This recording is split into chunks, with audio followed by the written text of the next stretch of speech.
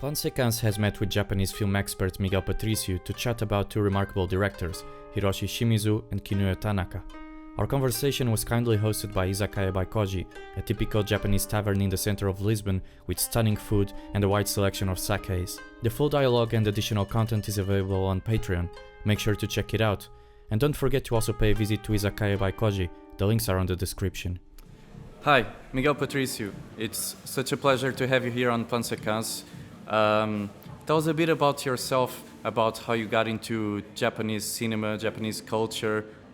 What have you been doing so far with it? Tell us a bit about you. Thanks for having me, first of all. It's a pleasure to be here as well. I think this is my first interview in English, and I hope my English doesn't betray me. We'll see. My love affair with Japanese cinema is a bit old, and I say it's a love affair because it's really a matter of it's a passionate affair. It's I don't like Japanese, or I didn't start watching Japanese movies because of some sort of job opportunity, or because I wanted to be somewhere else, or I wanted to work with Japanese cinema. I started to watch Japanese movies a bit by chance. I usually say this. There is a Japanese movie that totally changed my life. It's called Sonatine by Takeshi Kitano. It's a movie, 93, I think. And I saw it when I was 12 years old, and it's a movie. It's not really a movie that a 12-year-old should see. I was gonna say that. Yes. I think you were a bit young to watch a Takeshi Kitano movie, but I was. Thankfully, it was broadcasted on RTP2, which is the public television station in Portugal, and it was in summer. And I wasn't supposed to be awake at that time. It was like midnight or 11 p.m. And it was a completely transgressive experience for me. And since then, and I was, one of the things that really tuned me into Japanese cinema was that I felt such strangeness. There was a sort of atmospheric strangeness about the movie, about the way he filmed, about the way Takeshi Kitano filmed the characters, filmed the landscape, and it was really that I discovered that same or a similar kind of aesthetic in, for example, Ozu's films a bit later. It was a kind of quietness. It was different the way that film filmed landscapes, characters, the plot. There was almost no plot. It wasn't any interest in telling a story, and that blew my mind. And after that, of course, my generation in Portugal was very familiar with anime and with Japanese animation. Naturally. But that was a completely different aesthetic, and it was a complete shift. And then I started to say, where can I watch more of this? And then I began to explore more and more and watch more and more Japanese films until today. And then I discovered something, which is that the Japanese film industry is very big. They produce 500 films per year, approximately. And for a spectator to pursue or to be completely obsessed with that filmography, that spectator has to watch lots of films and lots of directors. And so I find myself in a bottomless sea, for sure. diving into a bottomless sea, and until today.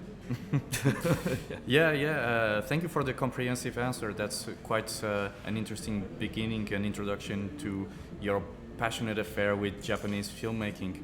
And by the way, I must say, I'm talking with Miguel here on Izakaya by Koji. It's a place that's opened very recently, and they've been very kind to host us for this conversation. Yeah, so you've been involved in promoting Japanese cinema here in Portugal for quite some time. You've been responsible for organizing film cycles, for example. You've given lectures, you've written published essays, I think. Tell us a bit more about that specific stuff that you've been doing regarding the promotion of Japanese cinema here in Portugal. Well, I studied philosophy in university, and I wasn't going to be a philosopher or a teacher of philosophy. So there was a time where I started to wonder about what I'm going to do with myself. And I had a chance meeting with a producer, Daniel Pereira from The Stone and the Plot, which is the producing company that helped with the film cycles and the Japanese Unknown Masters, and also the Kinuyo Tanaka retrospective.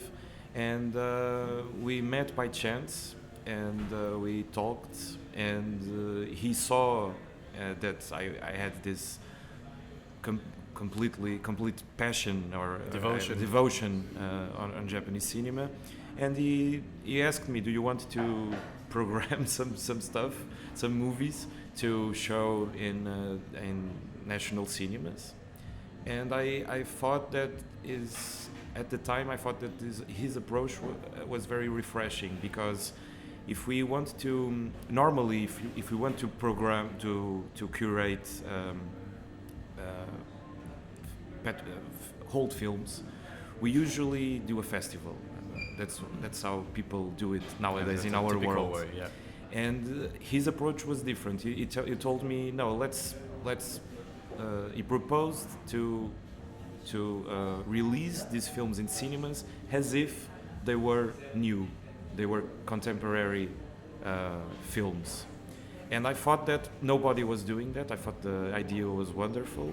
And since then we try to work with this kind of old Japanese films, and release them on cinemas as if they were new.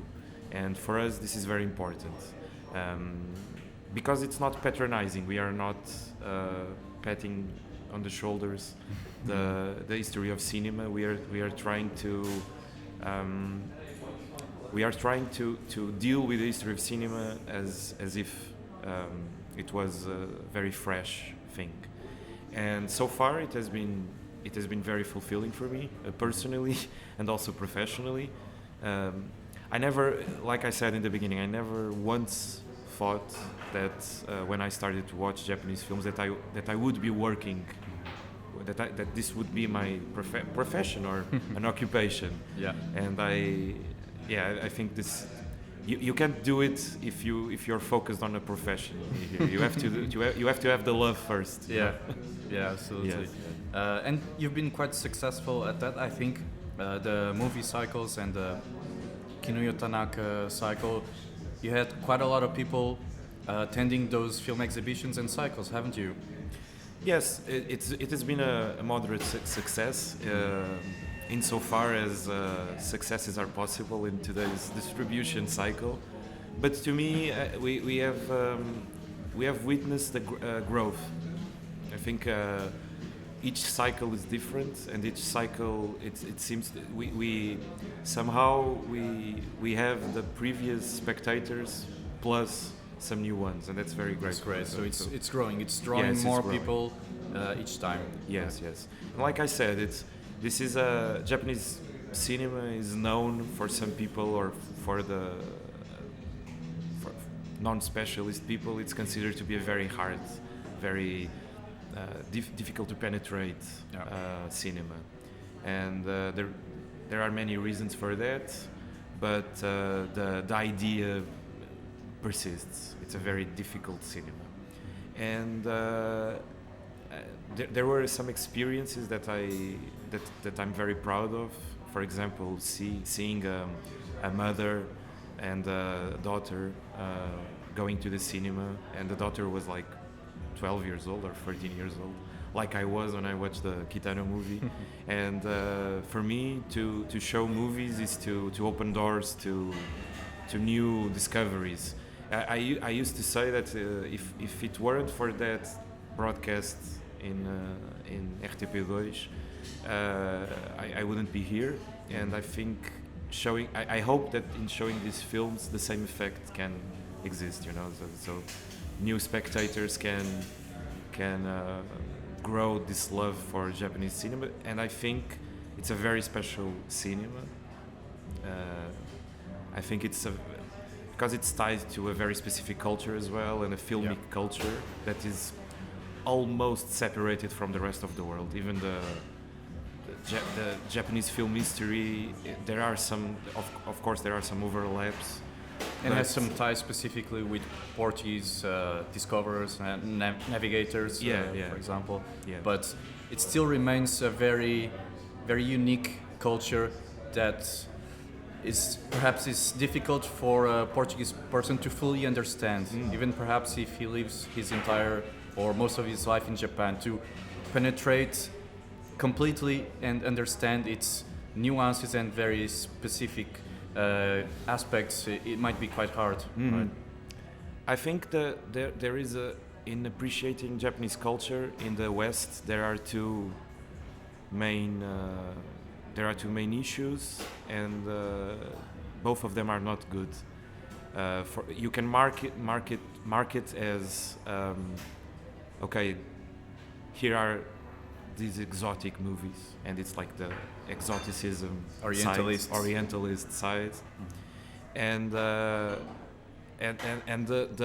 other one is okay, let's see which movie has won prestigious award, and this has been more or less the main modus operandi when it comes to, for example, to show or bring Japanese cinema and culture. In cinema, obviously, because of the awards, and the history of Japanese cinema is tied to awards.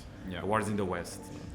And this is a problem because Japanese cinema is so rich that, for example, Kinuyo Tanaka never won an award in her life, or Hiroshi Shimizu, another one of the filmmakers that we're going to talk about, and they never won any awards, but they are masters on their own right. Even Ozu, Yasujiro Ozu, which is who is very well known nowadays. There was a very slow process of discovery, and it has that trend, and I think I try to break away from that trend.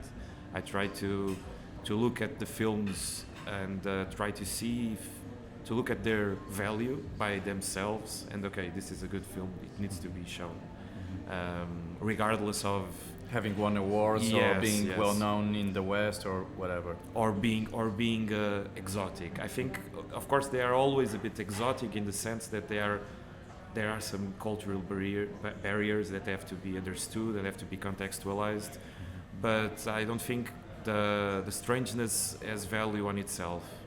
It's of course some strangeness is there, but if you watch a film from Uganda, you have the same problem. There are, of course, countries are different, they organize themselves in different ways. I think Japan has a bit of a tradition of closeness, and of course they are very proud of their culture and their cultural heritage, and sometimes it's a bit difficult to get inside. But I think this is common to everything. If you spend enough time, you will understand better. So you have to be exposed to it. Yeah, and I think films play a huge part on that, right? Yeah. At least personally, I can say that even though I've never traveled to Japan, I don't have that much of a great interaction with Japanese culture outside films, for example. But through the films, I feel like I've managed to understand a bit better what it is to be a Japanese person living in Japan in different periods even. I wouldn't say that I got in depth into understanding that, but at least I got some sort of acknowledgement or understanding of what it is. And I think films, like I said, play a very important part in opening these doors for other cultures, other worlds, other ideas. right? And Japanese films, they've managed to bring their culture, their very specific culture, to other parts of the world, including Portugal. And I thank you for mentioning Hiroshi Shimizu, because he's one of the filmmakers that we're going to talk about today. You've done a film cycle very recently, Unknown Japanese Masters, and it featured one of his films, and we'll get to that eventually, to that specific film. But I was wondering if you could tell me a bit about Hiroshi Shimizu. Why have you decided to include it in this film cycle?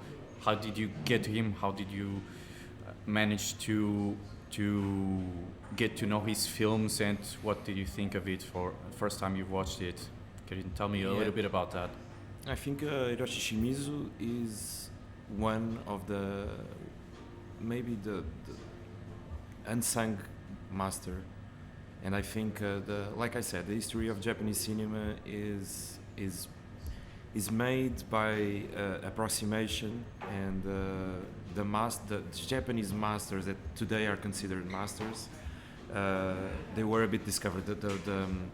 The most striking example of this is, for example, Mikio Naruse, which was almost 40 years ago. Nobody mentioned Mikio Naruse, and progressively people tend to consider him as one of the bigger or one of the most talented masters of Japanese cinema.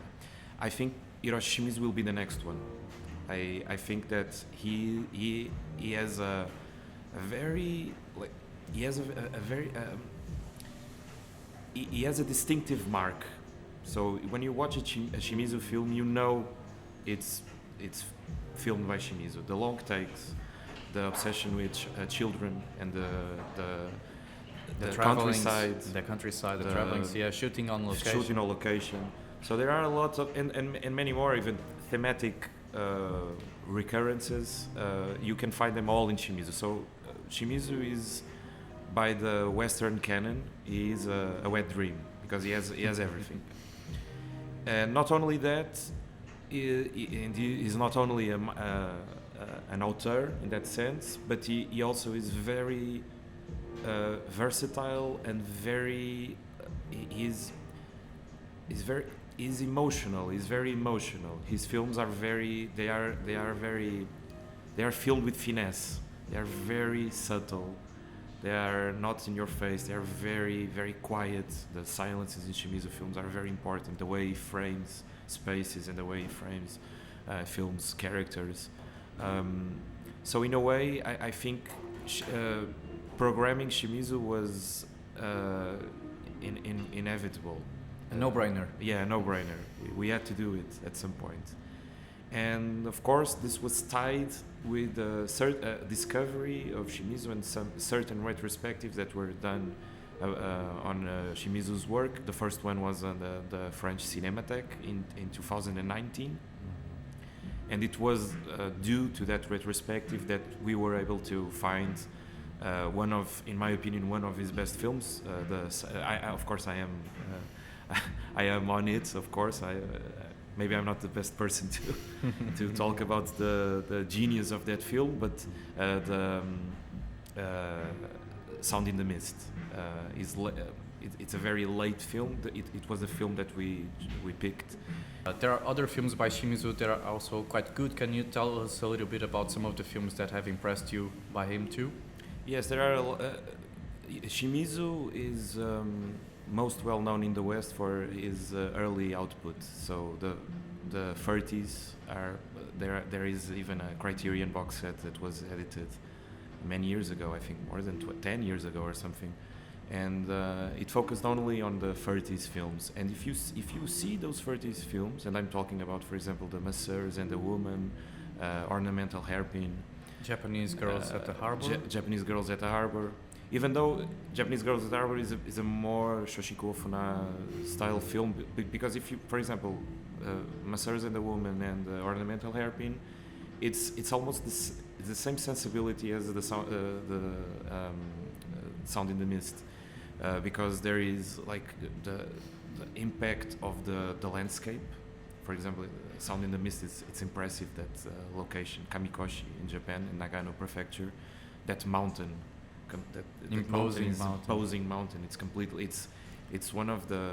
It's impressive. Yeah, it has a mystique to it, or at least the way that he frames the mountain and the surroundings. It gives it a very distinctive mystique. Yes, and if you watch those early films, he's already building that obsession with, for example, in ornamental hairpin, there is not necessarily a mountain, but there is like a onsen, Japanese. Not public, but thermal. How do you say that in English? It's. I think it's thermal water. Yeah, thermal water. Like that, so there's a thermal station, and usually characters in Shimizu movies, they want to relax. They want to go to the countryside to relax, and the drama appears in the intervals. So in those early films, those two but there are more. For example, Mr. Thank You. I think it's also it's a bit different. We'll be talking about that as well. Yeah. It's another great film. Very short, like we were talking about. It's very condensed movie. I think this is one of the great benefits of Shimizu. He doesn't waste any time. Yeah. If you watch, for example, Sound in the Mist. And I was talking about this the other day with some friends. There is this impression that there is no shot that is excessive. Everything is in the right measure, and that sensibility is very, very, very hard to find, especially in contemporary cinema. If I must tell, it's very hard to find. And it's interesting that you mentioned that purity of the shot and absolute necessity. There's no unnecessary shots in his films, and it makes me think of the quotes that have been attributed to, for example, Mizoguchi and Yasujiro Ozu. Ozu, I think he said, "I cannot make films like Shimizu does," meaning that he does it like I wouldn't be able to do it. I could try, but I wouldn't be able to achieve that level. And Mizoguchi also said about Shimizu, he said that... I think I have the quotation here. Do you have the quotation? I think he said something like, people like me and those who make films through difficult work, but Shimizu is a genius. Yeah, he does it like effortlessly, yes, right? Yes. That's the feeling that you get, and even though I absolutely adore Ozu and Mizoguchi and other Japanese filmmakers, I feel like Shimizu has this distinctive way of making films and presenting his stories that detaches him from other film creators from back then. And you mentioned his drama, but he's also known for his comedy, right? He manages to blend drama and comedy in most of his films. Can you tell us a bit about that? Yes, I think the comedy aspect of it is more found on his 30s early output. I think when as he's aging, I think he reflects more about quiet melodramas, of course. They are not necessarily soapy, the 30s, his 30s work is more, there is a lighter tone. And the films are more driven on comedic aspects, and I think this is Perhaps course he was obeying certain. That's what I was going to say. Yeah. I think the Shoshiku, which was the studio that he worked in, at that time the Shoshiku comedies were very well known, and even Ozu. It's very for some people it's very impressive to find some people that are used to Ozu's later films. When they rediscover the early films, they discover this is almost a completely different director, even though that's completely disputable as well, because it's the same thing if you think about it. Yeah. But there is a much more, for example, a film like, I'm talking about Ozu now, but a film like I Was Born, but it's a classic comedy. It's one of the greatest silent comedies of the history of cinema. He did gangster films as well, or gangster films as well, and I think Shimizu as well. I think they were at that time they were colleagues, and they were obeying the studio aesthetic, of course, adding their touches. And Shimizu's films from that era are completely different from the Ozu films of that era. I think the Ozu films are much more cinephile, and I think this is tied to what we were talking about. I think both Ozu and Mizoguchi, they are much more hard workers than Shimizu. Shimizu seems to, and I think this explains his love for location shooting. I think he wanted to feel the energy or the ki, it's a very Japanese word, of a certain place, and then he would film it. And I think with Ozu and Mizoguchi, before they saw the landscapes, they knew what they were going to film. So it's a very different approach. I think both Ozu and Mizoguchi, they are much more control freaks than Shimizu. Yeah, I've heard that Shimizu often shot without a shooting script. Yes. And he managed to come up with dialogue on the spot, and he went and adapted to the situations. I think there's a scene in Mr. Thank You where you have these Korean workers, and I think that was completely spontaneous. He found them and included them on the film, and came up with something right there on the spot. This is a very interesting approach to filmmaking. I would say perhaps that would not be that common back then in Japan. Perhaps was he one of the guys that was working like that? I think it. He didn't build a school. Like there is no Shimizu school. There are maybe, of course, okay. Maybe the tracking shots, maybe as a filmmaker like Shinji Somai, maybe he's a bit influenced, but he makes films in the 80s. So immediately after Shimizu's passing, I don't think there was a school, descendants. But I think that, yes, I think his method was very original, and he did some things that were not common at all. For example, you talked about the Korean workers, that scene in Mr. Thank You. But for example, his trilogy is Orphans trilogy, which sadly it's not very well known or seen. They are films that I think they are only so far as I think they are only available in 35 millimeters, so they are not even digitized. But in that trilogy, the Children of the Beheave and Children of the Beheave, What Happens Next, and Children of the Great Buddha, I think that's the title. He shot those films with real orphans. Yeah. And he built an orphanage, and the kids that were part of that orphanage were also actors. So they were not child actors. So at that time, he shot those films at the late 40s and early 50s. There was that wasn't something that people talked about, there was no cinema verite method, or there was in Japan especially. Nobody was talking about that. That's almost neo-realistic, right? Yes. The way that he does that. Yes. It's interesting because I've watched very recently Children of the Beehive, and I thought it was an amazing film.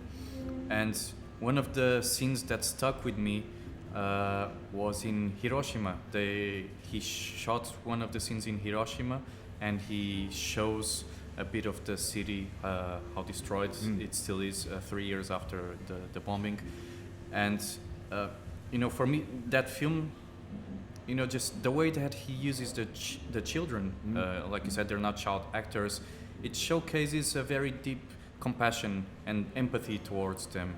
I think it would be interesting for us to, for example, try sake from Hiroshima, since we're talking about it, and we can talk a little bit more about the film. I would love to. Fernando, if we could try a bit of the Hiroshima sake, that would be amazing. Thank for you me, this very is much. this is a pleasure to. Sake is my favorite drink of all time. So for me, Oh, really? Yes. I mean, this is. I'm not doing this out of sacrifice. But yes, you were saying you were talking about the new realism, and I don't think Shimizu was influenced by. I think he had his own notion of new realism, even though he didn't conceptualize it. I think he was doing the same thing as Roberto Rossellini was doing and De Sica. So, and there is I don't remember what was the author who said that, but he warned the Western cinephiles about this possibility that in Japan there is an alternative neorealism. Wow, that would be amazing to find out. Yes, and for example, I can even the first movies of Kurosawa, for example, Drunken Angel. Of course, there are some parts that are filmed in studios, but there is some kind of neorealist notion about reflecting about the defeat in the war, of course, shooting in real locations, real streets, and because that was one of the things that I thought. Maybe I'm wrong in here, but I thought that films back then, at least in the 30s, maybe 40s too, I would say most of them were probably shot on a studio, right? Yeah. So he came up with this sort of innovative, let's say, approach to filmmaking.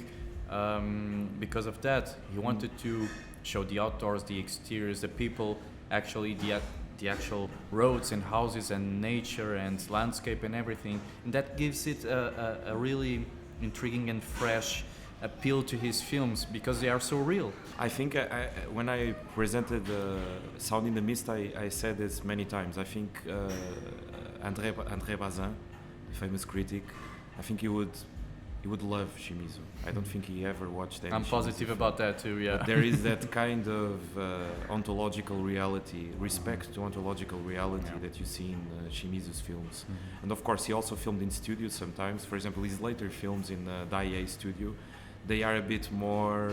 Of course, I'm not talking about Sound in the Mist because I don't think there is one scene that is filmed in a studio in that movie. But his later films, he is toying with the idea of the studio, but he never gives up the idea of filming in real life locations and reflecting on the landscape. And again, tying to the Kitano thing that I said, one of the things that in Sonatin really blew me away was how he shot landscapes.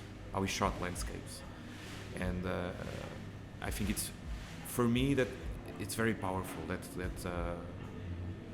kind of energy that inanimate objects have, which is also a very common trope in Uzu's films. For sure. The teapot. Exactly. So that got me thinking about another scene in Children of the Beehive.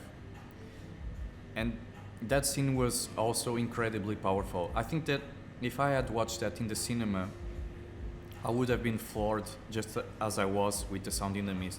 I'm pretty sure you know what I'm talking about, the scene where they're climbing the mountain. Mm-hmm. The two kids are climbing the mountain, one of them is on the back of the other.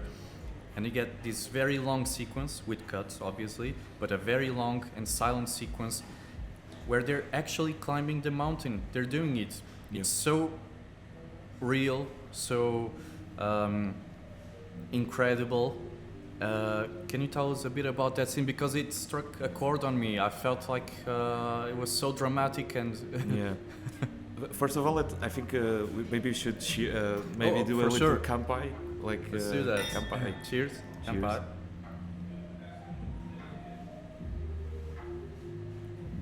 Well, it's great.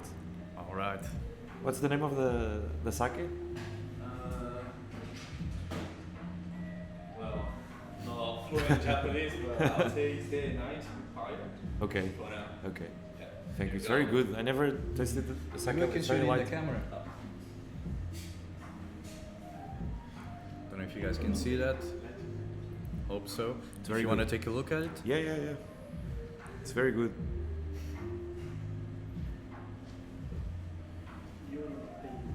It's one of the perks of Izakaya. You get this very broad selection of sakés in here. If you guys ever want to visit. Thank you. Okay, so reflecting on the question you asked me, I think you somewhat answered it. I think there is a very detailed attention to gestures, and I think gestures in themselves, they are touching. So it's, and I think this is a trait of the, at least the filmmakers I really appreciate. It's of course, film is a lie. To film, I think it was Federico Fellini who said that it's the greatest lie of them all, or something like that. Yeah, and Michael Neck said film is 24 lies per second at the service of truth. Yes, exactly. And but I think that the great directors know that there's some sort of reality that prevails, and that reality is conveyed through gests and gestures, and to really capture the time. And I think that Shimizu in that movie, is The Children of Beehive. I think it is also, it's integrally shot in exteriors as well. I don't think, maybe I'm wrong, but I don't think there is a single It certainly feels like it. Yeah, it feels like it has been shot completely in exteriors. Yes, and I think it's that kind of the relation between man and nature, and that this is always present in Hiroshi Shimizu's works. I think that even reflecting on Children of the Beehive, I think it's a very typical Shimizu film, because he is clearly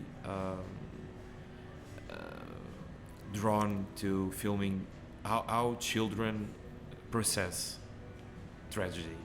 I think it's the main theme of the film.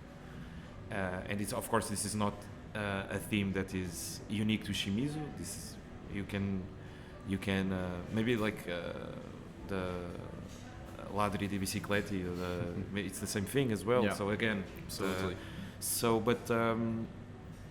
And I think that film needs to be released and needs to be seen. That and the other two that compose the trilogy, because it's very touching. It's a very touching film about how kids deal with the loss and with tragedy. Yeah, and very humanistic. I felt like there's a very deep sense of humanism in the way that the soldier tries to bring those children that have suffered a great tragedy, to bring them together and to show them that obstacles can be overcome, no matter how hard, no matter how difficult they appear. With noble character, noble work, he gets them together, and with the way that he acts and the way that he talks, he manages to get them to overcome those difficulties. I felt like there's a very deep humanistic flavor to it because of that. I think this theme is so great in Shimizu's work that even his last film, which is a very little seen film that's called Image of a Mother, and it reflects the same situation. It's a story of a kid who has to come to terms with the death of his mother and the replacement of a stepmother. So the whole movie is about a kid dealing with a new stepmother. And it's a great film as well, and there might be some surprises concerning that film in the near future. I will not say anything more. All right, we'll stick with that. But I can also say that since we're talking about, the appearance of a sort of neorealism in Japan without association with the neorealism in Italy, I must say that I felt, and perhaps some other people will share this idea with me, I felt like, for example, watching Mr. Thank You, I don't know if you're acquainted with the works of Abbas Kiarostami, I felt like I was watching a pre-Kiarostami at work, 30 or 40 years before he started making movies in Iran.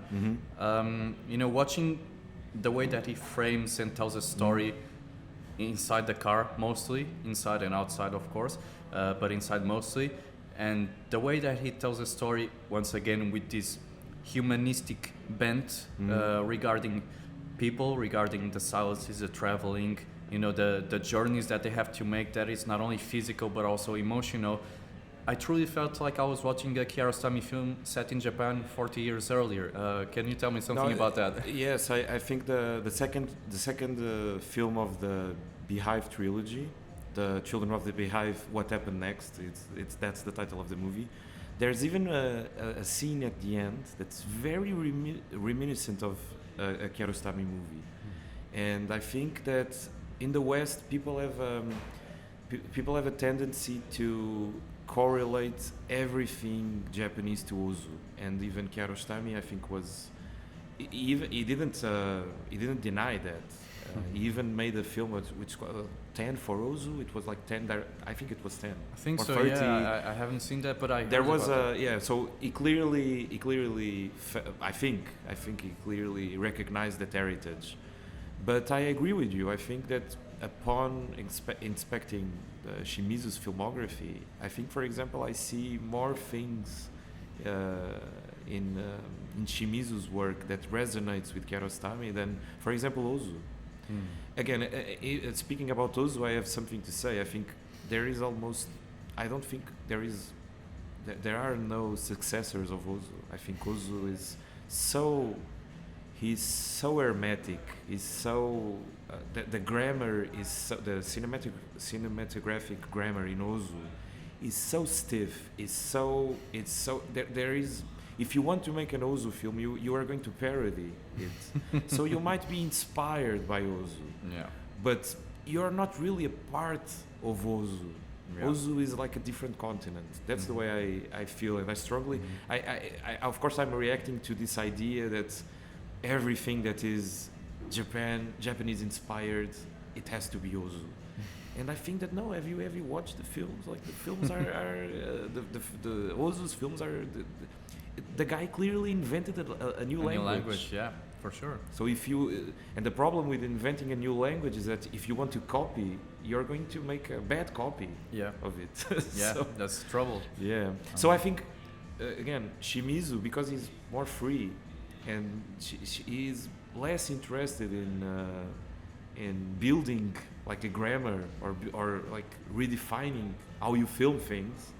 I think it's more you can trace a certain kind of school of Shimizu that, of course, maybe Kiarostami. I think Kiarostami, maybe he watched some Shimizu movies, but I don't think at the time in the 90s or late 80s when he filmed his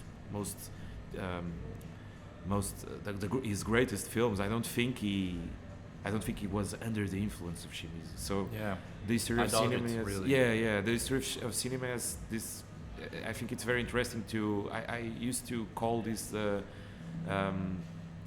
subconscious influence. So you have simultaneous influence. Simultaneous. So you are not really influenced by something because you're simultaneously doing something. So you can't be influenced by it. And I think lots of times that happens. Another topic that I'm very passionate about is the new wave in Japan, for example. New wave in Japan was they started making films at the same time, like 59, 60, like the same time as the French did. So there was clearly no influence. They weren't watching each other's films, but it's all there. It's the connections are there. So. That's one of the examples I always give. That, I haven't seen The Children of the Beehive, What Happened Next, but I read a little bit about it, and some people say that it even blends documentary and fiction, just like Kiarostami did, right? I hope that, like I said, I hope that Shimizu has the recognition that he deserves once and for all, because of course there are people who know Shimizu, but I think his filmography. There are lots of films that still need to be discovered. Takoyaki. Yes. Okay. It's hot. Oh, it's a bit hot. Yeah. I'll wait for a little bit then. Have you tried this before? Yes, when I was in Japan, I tried this. But it's very hard to find this in Portugal. Maybe not now, but maybe not now, but it's a little bit different. Yeah. takoyaki. It's octopus, right? Yeah. It's octopus. Octopus one. Yeah, octopus roll. But yeah, so it's very hard to curate these kinds of films, but I think it's worth it. And I think in the case of Shimizu, I think it's the kind of discovery that opens new paths on the history of cinema itself. So like we were talking about, I think it is I think when we started a known Japanese masters, the idea was to show filmmakers that deserved to be known, and I think Shimizu is on top, in my opinion, is on top of all those filmmakers. So I think he, in some sense, he is the unknown Japanese master. Yeah, Hiroshi Shimizu, it's one of the great filmmakers that needs to be discovered.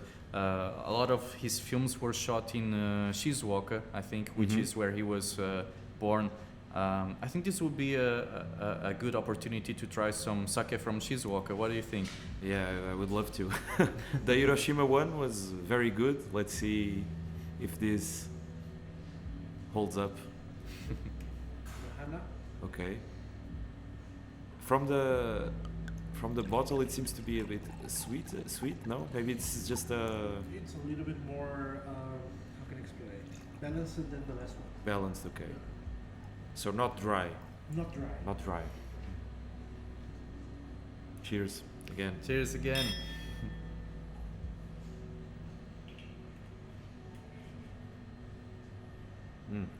Completely different. Oh yeah. And like you said, it was much softer. Thank you. Let me show this to the camera then. You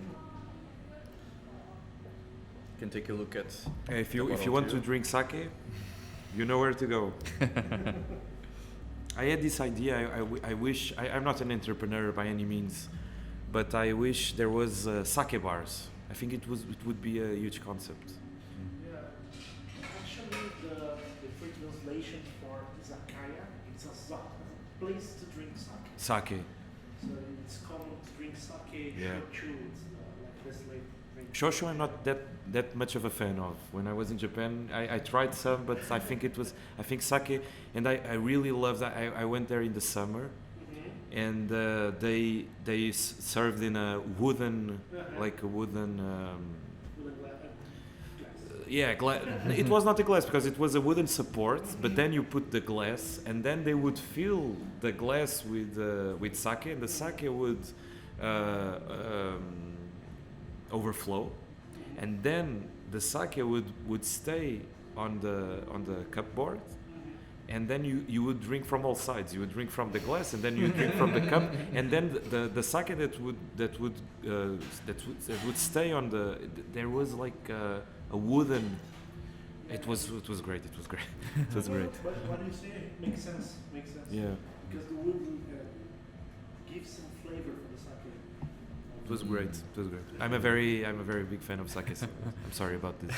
No, it's fine. It's we're drinking sake. Yeah, We're yeah. allowed to talk about sake as well, even though we're talking mostly about cinema. And it's great to be able to showcase the possibilities that a customer has here on Izakaya by Koji. Well, I would advise anyone interested in trying Japanese food to come over here. But we can also continue. Like I said, this is from Shizuoka, this sake, and he was born in Shizuoka, I think, Hiroshi Shimizu. And many of his films, they showcase landscapes from his home prefecture, so his home, basically. And I think you can tell that there's a deep love for his home prefecture, right? You can tell from the landscape. Like you said, he shoots landscapes with this very distinctive, very beautiful sense of aesthetic. What can you tell us a bit about his aesthetics as a filmmaker also, Hiroshi Shimizu? We talked a bit about some, like, for example, shooting outdoors, making up stuff on the spot dialogues, but we can also talk about the travelings. For example, I watched a movie the other day called Dancing Girl, and had these beautiful travelings inside the streets and the rooms and the stages and all of that. I feel like traveling is a very characteristic Yes, it is. way of filming for Shimizu. it Talk is. us a bit about that. Even in Sound in the Mist, every passage of time is marked by traveling. So the movie, I must say, let me just add Yeah, this yeah, little yeah, yeah. thing. In Sound in the Mist, the travelings are some of the most beautiful I have ever seen. Truly, you know, between the trees in the forests, inside the house and everything, I just Yeah. felt like they were magical. But go ahead, sorry. yeah, they are certainly magical, and I think it's not by chance that they occur every time a huge gap of time passes in narratively speaking, because like traveling in Shimizu is the passage of time itself, so you are invited as a spectator to see time passing through the movement of the camera.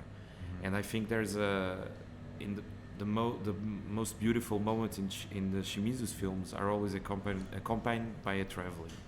They're always and yes, this is a very distinctive trait that he never abandoned. He mastered. I think the more you go, and this is something that I had no idea when I started to watch Shimizu films again.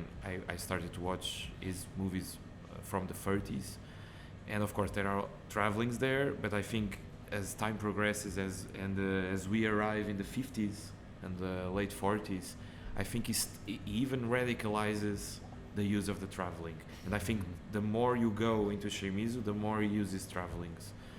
I think Sound in the Mist, for example, I think I never counted, but someday I should do that, because it's. I was telling this about the other day. I went to a film club. I don't think how to translate Cine Club in English, but they in Barcelos, which is a city located in the north of Portugal, and they shown Sound in the Mist, and I watched the movie. I rewatched the movie again, and I said that I don't mind rewatching this movie. I even said something like, and I agree. I stand by it. I think that if I had to watch a movie every week, I think I would choose Sound in the Mist. I think it's very. It doesn't. Its potential does. It doesn't disappear. It doesn't erase itself. It's a movie completely open to new discoveries and new possibilities. But I was watching rewatching the movie again, and I was completely impressed by the travelings again. I was the movie is filled with travelings. And the travelings, they sometimes they initiate a scene. They are like, it's like a curtain opening, but they have. It's not really a formal aspect. They completely envelop our eyes. I felt like they were hypnotic. Yeah, they are. They are. I was watching the film and I felt like I was entranced by the travelings. Exactly. I was conducted to a state of mind, let's put it that way, that I haven't felt in many other films or filmmakers. Like I said, I felt like he truly mastered that technique. Yeah. And in Sound of the Mist, even though he uses travelings a lot, like I said, it's one of his main features. In Sound of the Mist, he really mastered that. And to be honest, I can say that it gave me anxiety thinking that, okay, I'm watching this film, and when will I be able to watch this film again? This is giving me anxiety, because I know that I want to rewatch it, and I know it will be very hard. You know, it hasn't been digitally transferred. There's no DVD, I think, or Blu-ray, and it's one of the finest films I have seen. But yeah, like I said, it has a very hypnotic quality to it. It has. And I think that it's the kind of thing. I think the things that there is sometimes in cinema, the formal aspect and the formalistic aspect, it's touching on itself. And I think Shimizu's travelings have that quality. It's a very technical thing, you know. At the same time, that technicality, that masterful use of that technique, it, of course, when it's applied to a landscape or a narrative that's touching on itself. Sometimes those travelings they don't drive me to tears, but they are emotional. I was gonna And say I that think I it's was at the very- verge of tears watching Yes, The yes. Sound in the Mist. Yes. Completely. As soon as the film ended, I felt like my eyes they were watery. You Yes. know, I didn't cry, but Yes. Well, I was cry. almost- I used to say about Sound in the Mist. There are 3 scenes that make me cry every time. Yeah. It's like a clock. And I was telling it in Barcelos the other day. I think that it's really a work of someone who is like a guy who makes watches. Like it's the work of Very minute, right? Yes, Very yes, precise. yes, very precise, very and extreme sensibility. yes, yes. There is no waste. There is like it's like There's well, purpose in there's each and purpose, everything. yeah, but and I also think that's like and tied to the miracle aspect of the traveling aspect of it. I think it's like watching a miracle unfolding on screen. Yeah. This is a very I don't want this to be very romanticized, but this is the experience I have, and I think it's also from what I've gathered, I think it's also the experience from other spectators. So Well, if here's it's one. yes, that yes. has So an if experience. there is like a collective experience, it's not me who is projecting. You know, there's something about that work that goes that way, and I think that's very. Again, it's like watching a miracle, and I don't think that Yeah. many movies have that power. Yeah. I absolutely agree with you. It's there's a sense of wonder to that film and to other films by Shimizu. I felt like I could be talking about Shimizu the entire day, and even though we talked just a little bit about him, we need to talk also about another author that you've had on your film cycles, which is called Kinuyo Tanaka. She was, correct me if I'm wrong, the second female director in Japan.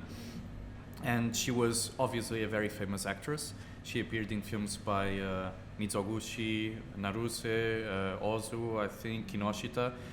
She was basically one of the most famous actresses in the history of cinema in Japan. And at some point she delved into filmmaking, and she directed 6 films. And you've produced a cycle of films, the 6 films by Kinuyo Tanaka. Tell us a little bit about her and about your discovery of her. Yeah, it was an adventure. Well, from the curating standpoint, it was really an adventure because Kinuyo Tanaka directed 6 movies, like you said, but 5 of them were on different studios. So it was really a challenge to contact with each and every studio and see if we could make this retrospective. Of course, there was a precedent. The French. It's still I think France is still the country of cinema, for better or worse. I think but the French organized a retrospective and a complete retrospective of Kinuyo Tanaka's works as a director, and they even released a box set which I brought. I don't know if I can. I don't know where the box set is right now, but it is there. Okay, so yeah, I can watch it because I don't think I'm going to speak about it again. But this is the box set of the 6 films released in France. Of course, there are only French subtitles, so for non-French speaking spectators, this is not enough. So yeah, and recently those movies are also available on the Criterion channel, only digital. So there is no physical release of these films by Kinuyo Tanaka, and the story behind it is very simple. We were in talks with Nikatsu, which is the oldest film studio in Japan, because we work with them very frequently on the Japanese unknown masters, and they proposed to us, okay, what if do you want to choose these two films by Kinuyo Tanaka that we have. And I had already watched those, of course. Danielle didn't, and at the time I said, okay, those films are very good. So, but this is a bit uncommon for us because we are working with the known Japanese film masters, and our idea of the known Japanese masters was to choose films that weren't released anywhere on the West. And because the Kinuyo Tanaka already was visible in the West somehow, because the French had already programmed it, we were skeptical at first. But then Danielle watched the two films by Tanaka, The Moon Has Risen and Forever a Woman, which is, in my opinion, her best film. So it was a great place to start for him. Also known as The Eternal Breasts, right? Yes, The Eternal Breasts. That's the older 50s title. I see. And the studio Nikatsu, they changed. When they re-released, they changed officially. Yeah. Because The Eternal Breasts is maybe for contemporary audiences, maybe it's I don't know. PG yes, something. yes. Even though I think it's in tune with the movie's theme, but that's another story. Yeah. And but so Danielle watched the movies and he said, okay, maybe we're going to do this. And yes, it was, for me, it was very fulfilling because Kinuyo Tanaka, she was not only a great actress, maybe the most important actress in Japanese cinema, and you already touched upon that. But I think she basically filmed with all the great masters, all of them. So even Shimizu. She had ornamental hairpin, for example. She was married to Shimizu. That's another story, yeah. I heard about that. I wasn't sure if it was kind of a rumor because some people said that she had a relation, they lived together. or they lived together, They were something not like married. that. She never married. I correct myself. Kinuyo Tanaka never married anyone, but they were close at some point. They lived together. They lived together. They lived together, and there were lots of pressure for Kinuyo Tanaka to marry Hiroshi Shimizu. But I think their relationship didn't work out. There is even one anecdote about that. I don't really know if it's true. I've heard someone talk about that. A scholar, Western scholar, that talked about something that I never really saw in any other kinds of Japanese literature. But I think the way Kinuyo Tanaka broke up with Shimizu was that she peed on her tatami. Whoa. Yes. And then she left the house they lived together. That's a very radical act. Yes. She was Kinuyo Tanaka, and I think this shows how Kinuyo Tanaka was. She was very. She was a non-conformist in every way, and even her adventures on filmmaking, the fact that she was the second woman, but basically she's the first one because of Tazuko Sakane was the first one. She made a movie in 1936 called New Clothing. It's a lost film, so we can't show it. Yeah. But I heard that even the crew at the film sets, they disregarded her directions and they openly mocked her. Yeah. So it must have been and the film was dark experience. The film was trashed by critics at the time, so it was not a very successful film by any means. Yeah. But Kinuyo Tanaka, and then Tazuko Sakane made more movies, more documentaries in Manchuria, and so they were a bit nationalistic. So probably if they were they exist because they are, I think they are also lost. So I don't think they would be important. I think but Kinuyo Tanaka, she was very stubborn, and she despite having all kinds of difficulties on her first film, Love Letter, she persisted and she filmed until 61.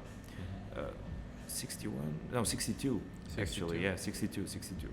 So yeah, she was very stubborn, and she was very nonconformist. She never married, which for the time, For Japanese standards, yeah. and the greatest actress of her country not marrying was a bit. She used to say that she was married to cinema. So she really had a devotion, first of all, to her acting, to the performances and the acting, but also to directing. I think she made some wonderful films, and I think, for example, Forever a Woman, I think it's a tremendous film. I think it's maybe like it's a bit different from the Shimizu film that we talked about because it's a very classical melodrama, but I think even in that classicism she completely breaks from the mold, and I think the movie is an experience of freedom. I think the movie is very inspiring. Yeah, we'll be able to talk a little bit more in detail about some of her films, and please I have yourself, to. I think that because it's amazing. I would like you to try that because I've tried it and I think it's absolutely amazing. But yeah, like I said, her films, most of her films are completely different from Shimizu. Stylistically, they're absolutely different, but she has some very strong features, and she has a certain vision that also makes her quite distinctive from other filmmakers back then. And of course she was a woman director, and like you said, as a woman herself, she had this different stance, and she had a different way of looking and being a Japanese woman. And I think you can tell that from her films, from the female roles that you see in her films. Talk us a bit about how the female characters act and think in her films. So I think that's interesting to explore, because as a woman I felt like she does a very complex description of what it is being a woman in Japan in the 50s and 60s. Yeah. I think with Kinuyo Tanaka, and if I have to be specific about it, I think her filmography, I think it reaches a breaking point in Forever a Woman. I think her two first films are, of course, they have the same concerns, but I think that Love Letter, it was written by Keisuke Kinoshita, and the second one, The Moon Has Risen, was written by Yasuhiro Ozu. So in a way, it's it's like the entrance ticket for Tanaka to become a director. She has to somehow to pay tribute to the masters, and then she can make her own thing with Forever a Woman. But that doesn't mean that those two previous films are bad or they are sellout. They are not. They're very pretty interesting. good. They're very good. And for example, Love Letter, she's clearly reflecting. I think it's the first and only time she does that in her filmography. She's clearly reflecting on the male psyche. And it's very interesting if you see the movie that way, because it's a woman talking about how a man thinks. I think that's very refreshing, because we are used in film circles and academic circles, we are very used to this notion that only women, that women are perceived by men, and that's the history of cinema, full stop. And I think with the Love Letter, it's the other way around. It's a woman reflecting about how a man thinks. And it makes me think about the female gaze in that regard. I think it's even the main character of that film, Love Letter, is even though it was written by a man, Keisuke Kinoshita, but I think that character is very interesting, because he's clearly lost. Is the representation of the defeat of Japan in the Second World War, and that shows itself in his relationships with women, and with his love, object. It's a fractured relation, Yes, right? yes. And the movie really explores how he works. That's very interesting, of course. Then the second film, you have clearly someone who is paying tribute to Ozu in a very unique manner, because Ozu seldom gave his scripts to directors. I think he gave his scripts like to 3 or 4 directors in his life. So it's a very unique way to see how a different director how they work with this kind of script. And the movie is very interesting, and I think that Tanaka subverts the Ozu film with a female character. I think that's very important. Yeah. She's called Setsuko, which it's a very Setsuko Hara? Yes. I was thinking of it. Yes. It's a very. I think it's a name that Ozu really liked, perhaps. But I think she picks that character, which it's a phenomenal performance by Mii Kitahara, who was a very young actress at Nikatsu at the time, and she was seen as a hit girl. She was a very she represented youth and rebellious attitudes, and I think in that movie she's like a rebel inside the movie. You can see like a very organized film by Ozu on one side, on the other. Whenever that character appears, I think that character like subverts everything, and I think that's Tanaka. That's Tanaka inside an Ozu film. And then you have Forever a Woman, and I'm not going to talk about the other 3, but with Forever a Woman, I think Tanaka really, I think she does the film that she wanted to make all along. Yeah, she displays her vision, basically, right? Yes.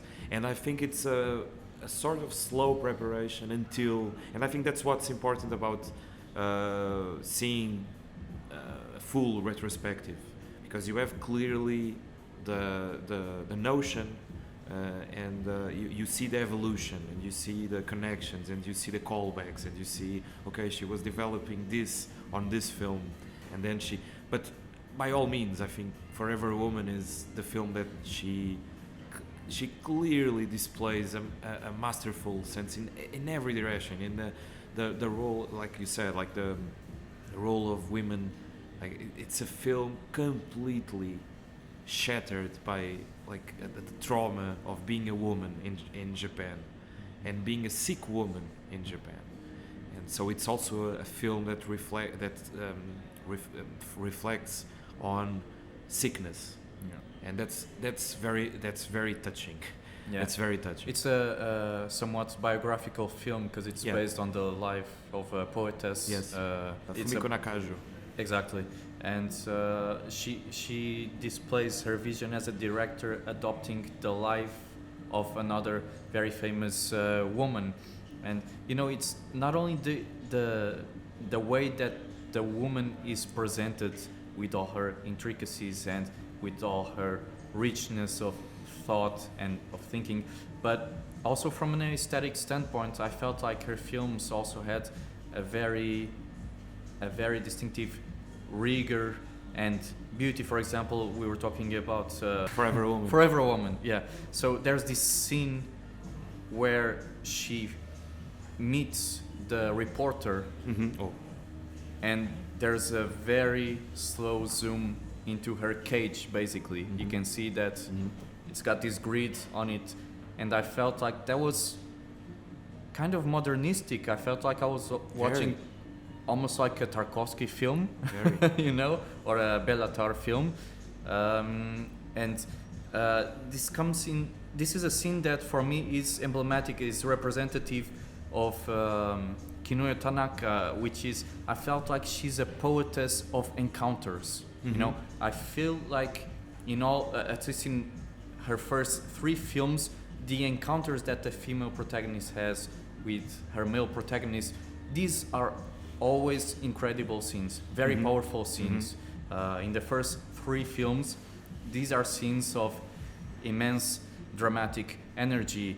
You know, I had this impression that she always managed to get her vision very precisely during these encounters. Do you share that same view as well? Yeah, talking about that scene that you refer to, I think that the framing on Forever Woman is spectacular. Yeah. The way the blocking and the way she frames characters, it clearly shows a very detailed and precise vision, and I think that in Forever a Woman, and also it's all already there in a very shy manner. It's already there in The Moon Has Risen. And in Forever a Woman, you have this. You have this very strong affirmation of desire, and the eyes of that character, wonderfully performed by Yumeji Tsukioka. Her eyes, they are like burning, and it's the encounters between the journalist and the poet. Those scenes are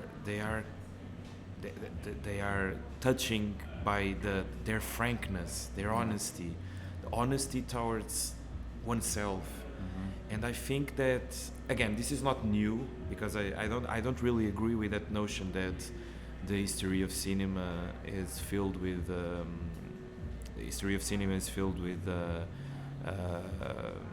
chauvinistic. I don't really agree with that. I think that just because it's a man writing about a woman, it doesn't mean that they understood what was in cause. But I think that in that film, in Forever Woman, you have clearly this idea of a woman who is affirming life and is affirming desire, in a way that's it's not unique, but it's rare. It's not unique to Tanaka, but it's rare, and I think it's very touching. Her life, which is almost a sacrifice. She goes from probation to probation until death, and you know at certain point when you watch the movies, okay, I know where this is going to end, but then the film surprises you by its poetry. And I've collected this idea from many spectators that talk about that last scene when the tanka, the poem that overlaps is the image, and that poet is very strong. That poem is very strong, and I think it's also a film about how to, and it's very interesting because it's a film about how to purify life into a work or into poetry. Yes, I think it's a very touching film, and I think that, again, not to repeat myself, but I think the most touching scenes are the ones, paradoxically, when the main character is affirming life, even though she is dying. So that paradox is very touching.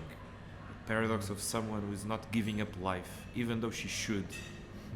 So it's a very emotional film, and I think when I showed it for the first time in cinemas, it's always a pleasure for me, and this might sound a bit sadistic, but it's always a pleasure when I hear the sounds of people crying in the cinema.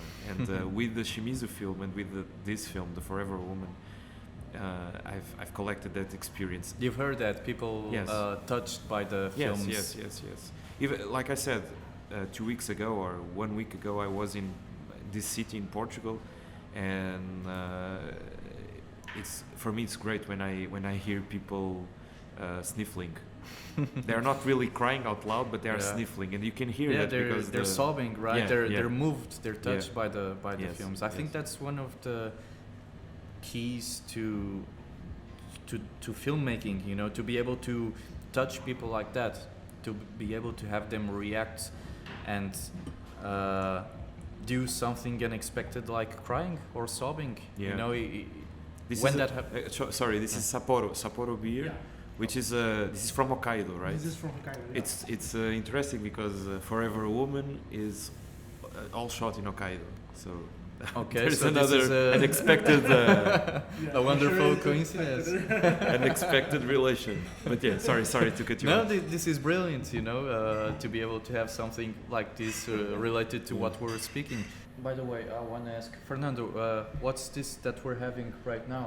This is okonomiyaki. Okonomiyaki. Yeah. It's like a Japanese pancake.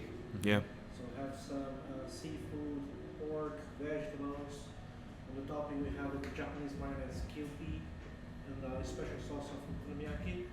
Also, this is a katsuobushi. Katsuobushi is the bonito flakes. yeah, All right. yeah. It's. I'll get down to I it. ate this. This one I know it's very difficult to find here in Portugal. Yes, it is. I only ate this in Osaka. In Osaka? Yes. So after a short break, let's continue on our exploration of Kinuyo Tanaka. We've talked a little bit about her first 3 films, especially Forever a Woman.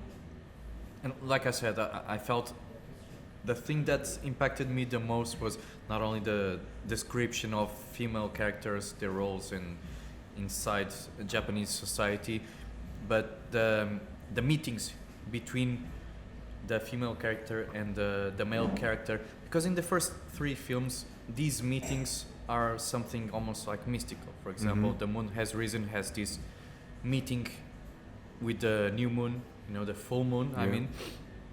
And they are kind of struck by uncertainty because they've been led on, they've been told to meet each other by different circumstances because people wanted to get them together. But also the meeting in the first Kinuyo Tanaka film, which is it's somewhat tragic because there's a certain aggressiveness by the male protagonist towards her, and she leaves into the haze in the background. It's a beautiful image. That scene is very powerful. Yeah, and obviously I've talked about before the zooming into the cage of the poetess in Forever a Woman. But I felt like I haven't watched the last film of Kinuyo Tanaka, her 6th film, but we can talk about that a little bit if you want. But I've watched her 4th film, which is Girls in the Night, that's the 5th film. The 4th film is The Wandering Princess. Exactly. We can talk about those 2 in a bit more detail because I've watched them. Tell us a little bit about those 2 films, which are very different. Perhaps the 5th film is somewhat more similar to the first 3 films, somewhat, just a little bit. The 4th film is kind of like an epic, an historical epic. Yeah. Walk us through a little bit. Yeah, I think I think the filmography of Kinuyo Tanaka is very interesting because you can clearly draw a line in the middle. So after Forever Woman, I think that Tanaka, and I think even temporarily you can draw that line because Forever Woman is 55 and The Wandering Princess is 60. So 5 years passed and there is like a gap, a temporal gap that I also think it's for Tanaka it's a period of reflection, and I think she makes her last middle of films is much different than the first half, and with the Wandering Princess, I really think, and she said that in her autobiography, she wanted to do an epic a la War and Peace. Yes, a la War and Peace. It's exactly the example she gives, and you can clearly see that monumental aesthetic.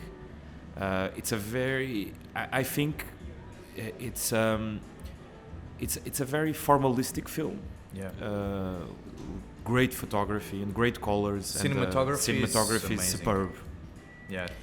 I think the script has some weaknesses, especially when it comes to reflect on the history of Japan and the occupation of Manchuria.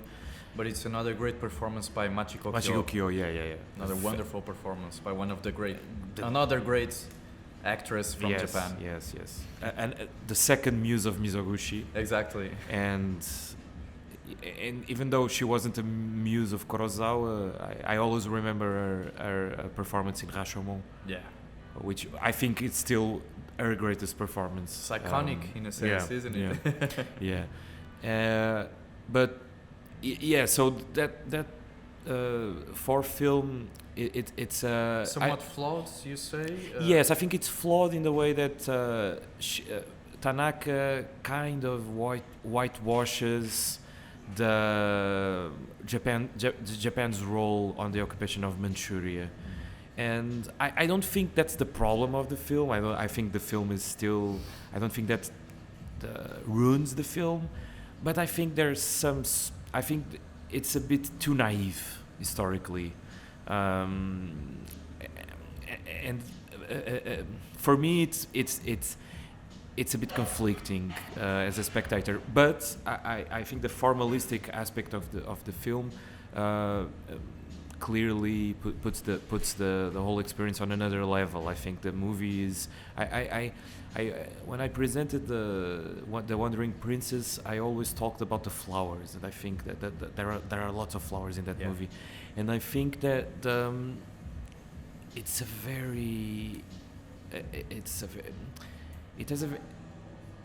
it has some kind of a traditional iconography.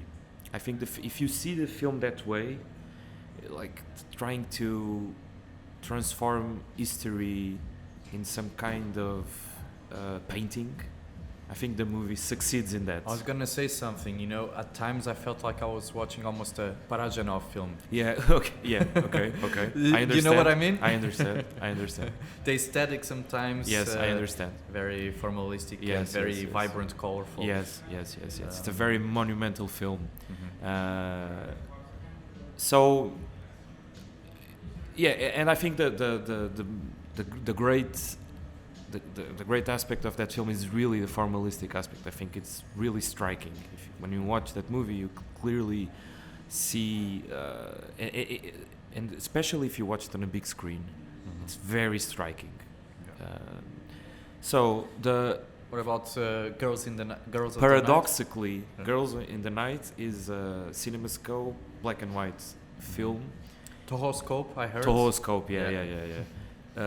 And I think it's Tanaka's answer to a movement that was emerging in Japanese cinema, the Nouvelle Vague that I already talked about, and I think it's Tanaka's darkest film, both cinematographically and thematically. I think it's a dark film. Yeah. There's a very shocking scene. Yes. I'm pretty sure you know what I'm talking about. Yes. The violence between women. Yes. It's one of my favorite Tanaka films, I must say. I don't think it's as good as Forever Woman, but I think it's very, very, very strong. It's very striking, and I think that Tanaka, and this is documented in an exchange that Tanaka had with Nagisa Oshima, the godfather of the Japanese New Wave. And there was a very interesting articles exchange. Oshima wrote an article, and then Tanaka answered Oshima's article in a very interesting way. Oshima basically said that melodrama should be banished from Japanese cinema. That Japanese cinema should had to try different forms of telling stories, and melodrama was the most traditional form of telling stories. So he really wanted to destroy melodramas, and Tanaka wrote to him, replying to him, and she wrote something like that.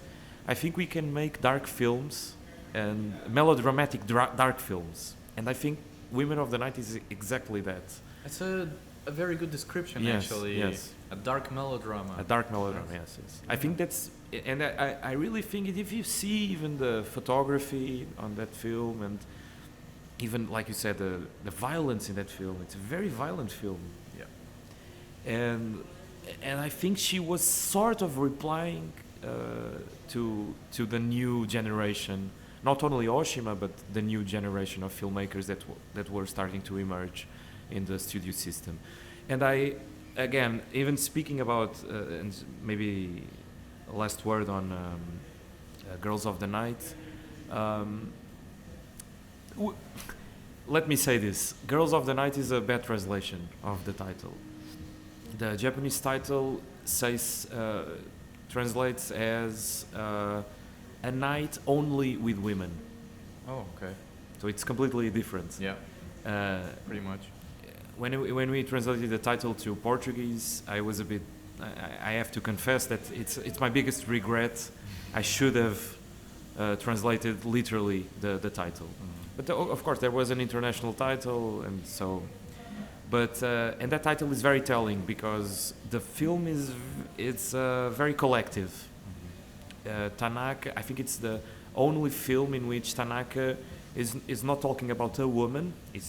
She's talking about women, and the group of women, and how women relate to each other in a collective sense. And the movie it's very interesting. If you see it that way, it's very interesting because you see that, of course, there is a main protagonist, but what's important is the collective aspect. It's almost like the chorus on a Greek tragedy. I think every woman has a voice on that big chorus. So I think it's like I said, it's very touching, and I think that again I have lots of theories about that film. I think that film is I'm just going to say this one. Go ahead. I think the movie is clearly an answer to Mizogushi's The Life of Oharu, because in The Life of Oharu you have this notion, you have the story of a woman that is passed around men. And in Oharu, you have like a woman that fulfills every role that a woman could have in that time in Japan, in feudal Japan. So she is a mother, she is a nun, she's a courtesan, she is everything. And in every role that she takes, she always fails. That's the premise of Oharu. And there's only one role where she succeeds or where she escapes, and that's the role of a nun. At the end of the film, she becomes a nun, and at that time you can say, okay, she escaped the world, the earthly world, the mundane world.